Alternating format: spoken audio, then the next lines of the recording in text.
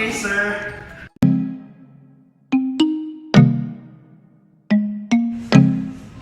Electricity is a physical phenomena associated with the presence of motion of the matter that has electric charge, like positive and negative charge.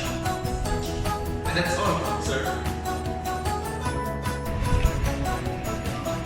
Okay, James, can you give me some examples here inside the room that have connections with electricity? Okay, sir. Just like ceiling fan and fluorescent lamp. When I turn on the switch, the ceiling fan will operate and the electricity will flow.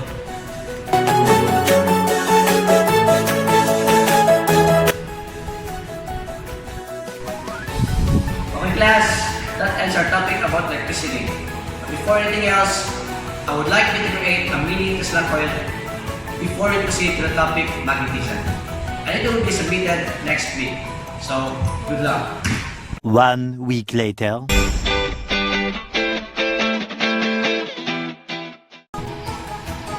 Okay, class, since we're done with electricity, let's proceed now to the topic magnetism.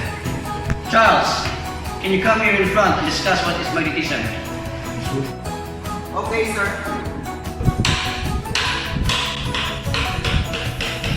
Magnetism is the property of attracting a certain metal by using a magnet. Okay, Edson, we have something to say in addition to what Charles said. You know, here in front.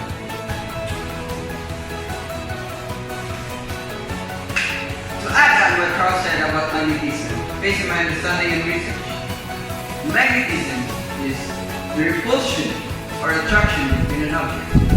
So, repulsion occurs when you face two objects with the same charges, while attraction occurs when you face two objects with different charges. That's all, sir. Thank you. And you, Pipito, can you cite some examples of things that have the product of magnetism?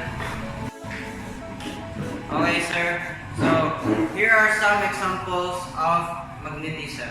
First is the magnets, solenoids, and a magnetic field of Earth.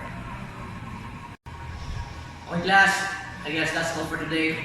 We will now go, and good job, everyone.